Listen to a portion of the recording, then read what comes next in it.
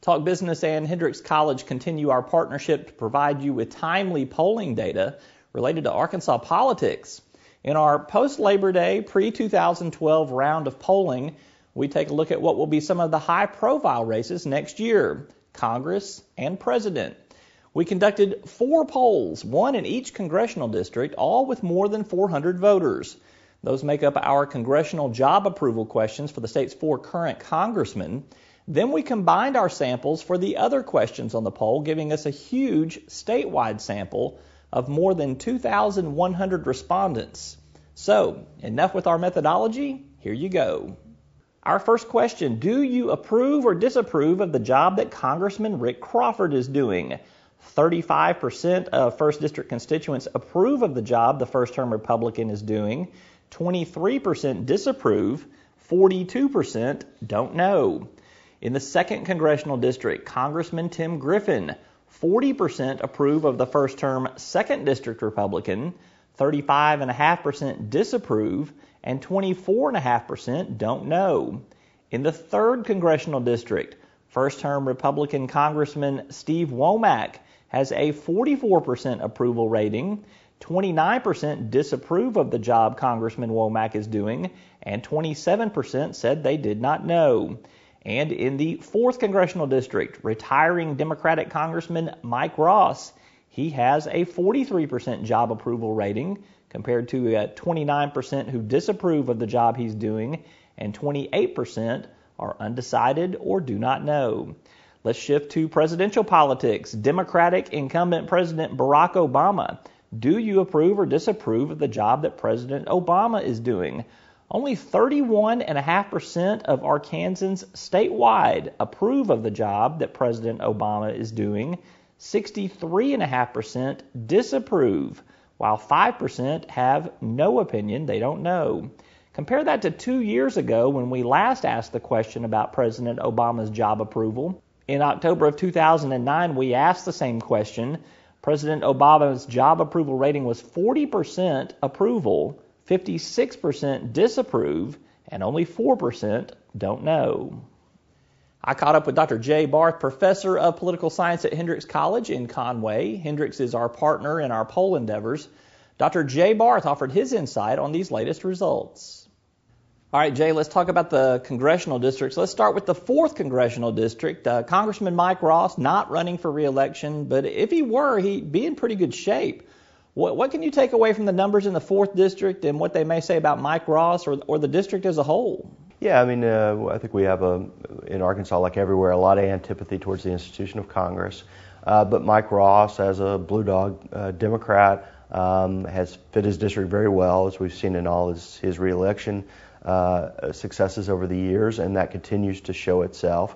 He's very popular among Democrats, who are the plurality in that district, but he's also pretty well respected by a lot of Republicans, and clearly he's used that Republican crossover support across the years to run up some margins in the 4th District. I do think what it tells us is that whoever the Democratic nominee is in that 4th District race next year is probably going to be served pretty well by running as a Mike Ross Democrat in that district. And I think the question will be, to what degree does the congressman get involved in supporting his Democratic potential replacement? Because I think there's some signs that he can make a difference in that race as a stand-in for his Democratic successor to be. Do you see the 4th Congressional District as winnable by the Republicans?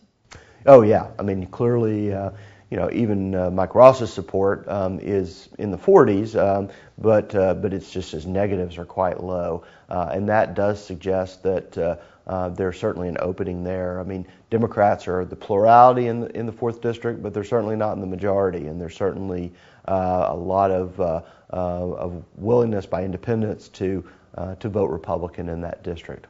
All right, let's go to the 3rd Congressional District. You've got Congressman Steve Womack in his first term. This is a heavily Republican district and has been for decades. Womack seems to be in pretty good position. Yeah, he is seen fairly negatively by Democrats in that district. There just aren't that many Democrats in that district, and he's quite popular with the Republicans who make up a healthy plurality in that district, and and so he's obviously in solid shape. That district has been Republican since 1966. That ain't going to change, and I think that there are all kinds of signs that Congressman Womack can have that seat as long as he wants it. Well, how does he fare with independents? He does pretty well with independents, plurality support.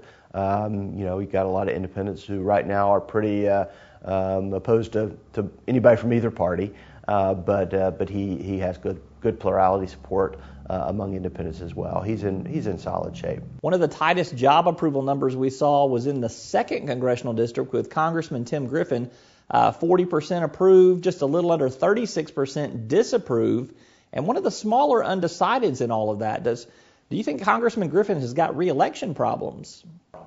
Well, he does show some vulnerability, and it's interesting. I think the point you make about the very small undecided on Congressman Griffin. People know who he is. He's been a very high-profile congressman for a freshman, and he's been very out there on the variety of issues that the Congress has been dealing with this year. We see real polarization on Congressman Griffin among Republicans and Democrats.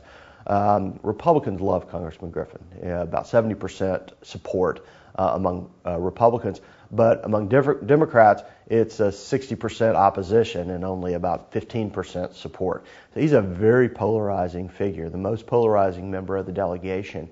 And so he is somebody, any Democrat who was running against him would have a good base to start with.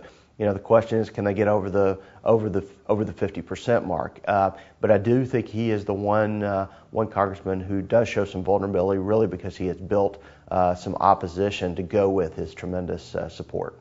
How about with independents with Congressman Griffin? What can you glean from those numbers? Is it similar to what we've seen in other parts of the state? Yeah, he's okay with independents. It's certainly not the kind of support that we see with Republicans. He's running okay with independents, but you have a lot of independents who really don't have an opinion of Congressman Griffin. Democrats and Republicans do have very starkly polarized opinions of him. And then we have the contrast of the 1st Congressional District, where we have Congressman Rick Crawford with a higher approval than disapproval rating for his job performance, but his largest segment is voters who are undecided or don't know about him, 42%. Yeah, this is the vulnerability for Congressman Crawford. He's decently popular among those folks who do know who he is. But, you know, I think 3 factors really kind of create a scenario where you got a lot of folks who just don't know him. And first off, he's been a much lower profile member of Congress than Congressman Griffin, for instance, in his first year or so in the Congress.